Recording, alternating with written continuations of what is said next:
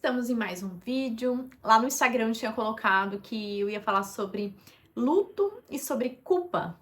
Na verdade era sobre o luto, mas a culpa ela tá muito ali, ó, andando, caminhando junto com o luto e eu quis trazer isso, né? Essa semana muitas pessoas colocaram um vídeo da Shakira, mostrando ela falando sobre as mulheres, sobre a força da mulher e todo mundo falando da parte do recomeço, como a mulher tem essa força para recomeçar. Mas eu vi que faltava, né, falar sobre essa transição. E eu adoro falar, como eu falei, daquilo que eu estou vivendo. E eu estou vivendo essa transição de um modo de sobrevivência para um novo sistema. O que seria esse novo sistema? Quando a gente nasce ali na nossa casa, com os nossos pais, com vínculos, sistemas familiares, projeções, muita coisa que eu falo que é o antes do eu. E esse antes do eu precisei passar pelo processo de individuação, esse processo de adultização, de entender o que era meu, o que era dos meus pais, de receber e dar, todo esse processo que envolve, né, esse processo tanto de psicanálise, neurociência, também o processo espiritual, né, de me conhecer, de entender minha essência, de como Deus me criou. E aí, dentro desse processo todo, criar o meu novo sistema. O que é o novo sistema? Que parte de mim? O que eu quero? Quais são os meus sonhos? Quais são as minhas projeções para o futuro? O que até aqui funcionou e eu quero continuar, e aquilo que não funcionou e eu não quero continuar. Esse é o novo sistema. Só que esse processo de transição é um processo que às vezes a nossa mente já entendeu, já viveu esse processo, mas o nosso corpo ainda não. Nosso corpo ainda tá com o registro lá do trauma lá atrás, ou o registro dessa dor. Eu vivi muito modo sobrevivência, então eu vivia no caos, na pressão, na dor, no sofrimento. Então paz era uma coisa que pra mim era muito esquisito. Eu lembro que a primeira vez que eu chorei, porque eu tive um desconforto, eu tava triste nessa transição, e aí de repente veio um silêncio, uma paz, eu falei, meu Deus, tem paz no caos? Ou seja, dentro daquele processo eu nem reconheci o que era viver essa paz e também os vazios, que é aquele momento que a gente consegue ficar conosco, sozinhos, em silêncio, sem problema algum. Esse lugar é um lugar que a pessoa só consegue quando ela passa exatamente por esse processo de se conhecer. E dentro disso existem muitas perdas, porque a gente perde a imagem que a gente tinha criado de nós mesmos, a gente perde a imagem que a gente tinha criado dos nossos pais, porque às vezes a nossa visão é uma visão infantil e aquilo que a gente está vivendo já não é mais de uma parte infantil, mas sim uma parte de uma visão adulta. E como adulto, a gente perde também a nossa percepção, como eu falei, de corpo com mente. Assim, é uma transição assim, muito doida. Sente muita raiva porque você tá rompendo, então você começa a perceber que as relações em volta e os ambientes que antes faziam bem, hoje já não fazem mais. E aí entra a culpa de ser diferente dos nossos pais, de ser diferente das pessoas que a gente antes achava que se conectava e que não se conecta mais. E aí veio os medos do fim, porque para mim eu associava fim como algo ruim, como algo perigoso, então eu não conseguia finalizar as coisas de forma correta, de conseguir dizer assim, tá tudo bem você ir embora, tá tudo bem eu finalizar um processo, tá tudo bem eu finalizar e dar alta para um cliente. Então todos esses processos, essa transição, eu tive que lidar muito com a culpa. E eu tentava o quê? O que eu fazia com a culpa? Eu escondia a culpa. Eu falava, não, eu tô sentindo culpa, deixa pra lá, não quero olhar pra isso.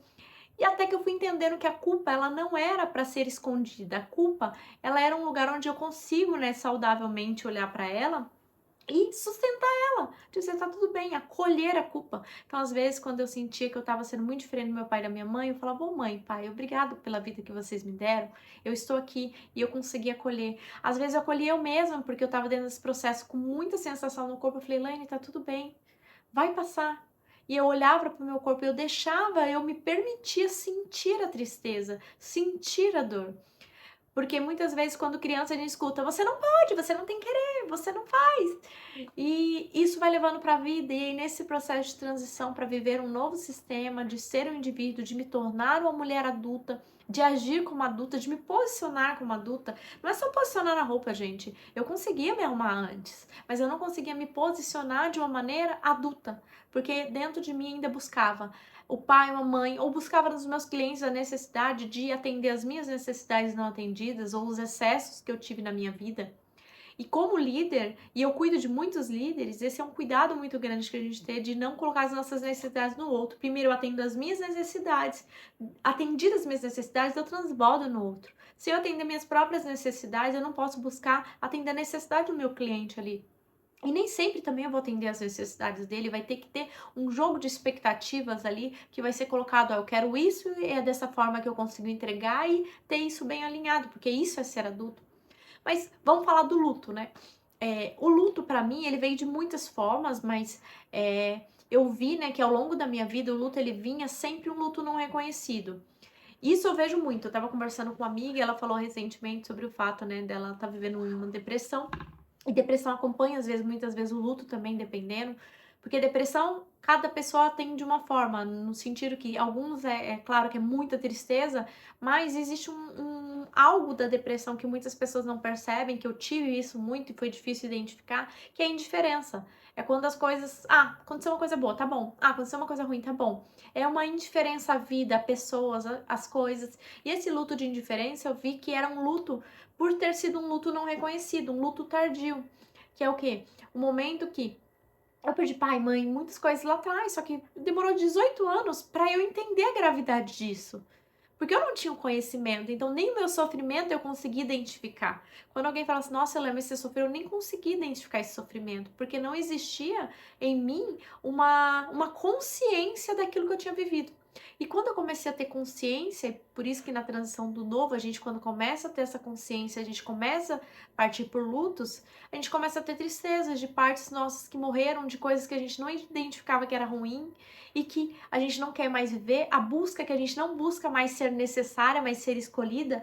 Hoje eu não quero ser necessária na vida das pessoas, eu quero ser escolhida, alguém que quer estar comigo, que quer construir algo comigo, que quer permanecer comigo. Isso seja nos relacionamentos, no trabalho, com os filhos, em tudo. Não é ser necessária. Isso é uma coisa que também traz muito luto, porque você de repente, você vive de uma maneira e de repente você tem que mudar, você sente que tá indo perder tudo. Tudo, toda a sua base, todas as pessoas, mesmo que não seja isso, muitas pessoas vão continuar no caminho, mas é um luto e esse luto ele aparece com a negação, com a raiva, com a tristeza, ele apareceu até chegar na aceitação, eu senti muito nojo, então de situações que eu comecei a ter nojo daquelas situações que eu vivi, porque o luto me fazia, tem a barganha, a negociação, ele não é assim, aí vai e faz dessa forma, não, ele pode acontecer tudo ao mesmo tempo, uma coisa de cada vez, então o luto às vezes, sem ter alguém para reconhecer ali e te ajudar nesse caminho, fica difícil de perceber. E ele acontece muitas vezes quando a gente para. Quando a gente viveu muito modo de sobrevivência, muita coisa acontecendo ao mesmo tempo, de repente você parou. Ou você descansou. Quando você faz isso, aí o luto e a depressão vem. Porque aí ele teve um espaço para ele aparecer. E aí essa amiga, né, ela estava comentando algo sobre o fato dela ter divorciado e ela começou a trabalhar muito, fazer muita coisa.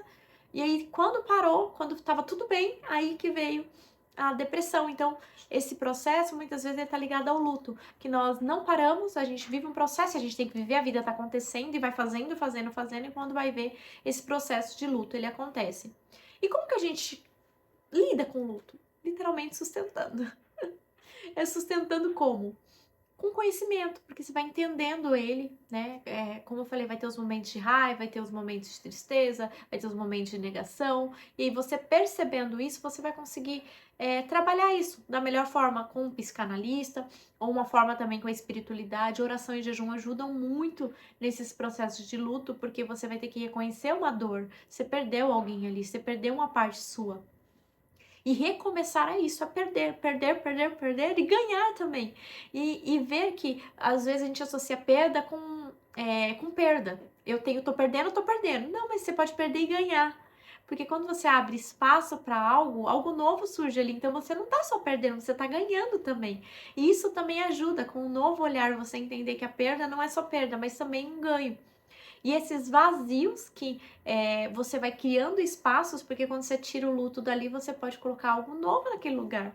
Então, novos sentimentos, novas emoções, novas experiências. Novas experiências ajudam muito o luto. E a culpa? Acolher. Porque vai ter que acolher a culpa. Não tem muito o que fazer. E é realmente criar também novas experiências. Às vezes você tá sentindo culpado pela sua mãe. Às vezes, se você perguntar pra sua mãe, ela nem tá sentindo aquilo.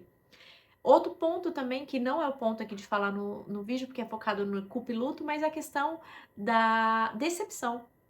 A gente sente que decepciona as pessoas, porque a gente foi de um jeito e de repente a gente muda. Então essa transição, ela trabalha culpa, decepção, luto, às vezes até uma depressão, como eu falei, que pode acontecer por conta dessas coisas que não foram vistas antes. Mas tudo isso para que você se torne uma nova pessoa, para que você se torne uma pessoa com mais vida, com mais espaço, porque se você tirar algo, algo novo entra naquele lugar. E viver coisas novas é muito bom. Agora, pagar o preço para ver essas coisas novas é difícil. E mais do que isso, ter a consciência de como é viver esse novo. Porque hoje eu tenho essa consciência, mas lá atrás eu não tinha. Então eu sofri muito, com muito problema que eu não sabia que eu estava vivendo luto, por exemplo. Então eu achava que eu vivia na base de sofrimento, eu me sentia mal e eu me punia por estar mal, mas era só um luto que eu estava vivendo. E todo esse processo se faz necessário, faz parte da vida. Então não temos como fugir dele. Mas eu já coloquei de volta aqui o vídeo. Quando a gente trata de culpa, luto e esses processos de transição é o que eu acabo vivendo, né, todos os dias dentro dos planos terapêuticos, das mentorias com os líderes, que é esse processo, né, de ter esse acompanhamento para saber como se posicionar. Porque se eu não sei como lidar com algo que eu estou vivendo, eu não vou conseguir sair daquele lugar. Ou eu vou sair muito traumatizada, e a gente tem um processo chamado de retraumatização, é quando eu tenho um trauma e eu fico retraumatizando ele, ou seja, quando eu não consigo resolver, ter consciência ou liberar isso no meu corpo, na minha mente, eu vou retraumatizar. E aí, depois de uma certa idade, gente, retraumatização é terrível para você tirar. A partir dos 35 anos, é muito mais difícil. Por isso que as pessoas mais velhas têm mais dificuldade de curar problemas emocionais, porque pensa, o trauma ele mora no corpo e você tá ali toda hora retraumatizando ele. Então, não é um processo só de cuidado emocional, é um processo para você ter uma qualidade de vida. Porque se você tá bem posicionada, você consegue lidar com as coisas que a vida vai trazendo, porque luta a gente não tem como falar assim, não vou viver o luto. Pode acontecer, alguém pode morrer perto de você, ou pode ser uma parte sua. Nossas células morrem todos os dias, então passar por isso não tem muita escolha. Mas passar de uma forma consciente, de uma forma acompanhada, isso nós temos escolha. E de uma forma que você sustente, que você consiga viver esse processo de uma forma muito mais tranquila, que foi o que eu vivi. Eu tive esse cuidado, eu tive pessoas, mentores, psicólogos, pessoas que sempre me auxiliaram. Por mais que eu auxilio pessoas, eu tenho sempre alguém cuidando e trazendo isso para mim de uma forma muito específica, porque eu consigo caminhar. Se eu não sei qual é o problema, como que eu vou resolver esse problema? Então eu conseguia resolver, né, passar por essas fases, porque eu tinha consciência e tinha ali as ferramentas para conseguir lidar. E eu deixo para vocês aqui o meu convite para quem quiser conhecer mais meu trabalho, ir lá no Instagram, se inscrever no canal. Eu já atendo essa parte de liderança há um tempo, vou trazer alguns vídeos sobre liderança também aqui. Mas eu tenho focado, eu tenho coisas do abuso também. É muita coisa para trazer aqui para vocês, gente. Tem muita coisa boa aqui que eu quero falar, que eu quero trazer. Mas é um pouquinho de cada vez. Cada semana é um vídeo, cada